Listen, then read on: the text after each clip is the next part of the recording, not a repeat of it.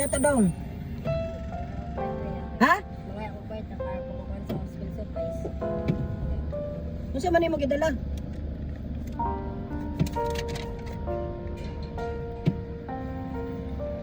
Ano saan yung grade ni mo? 6. Grade 6 ka?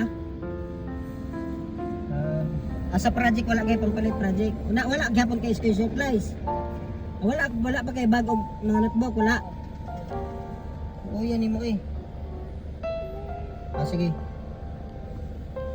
Dito ka. School na ko.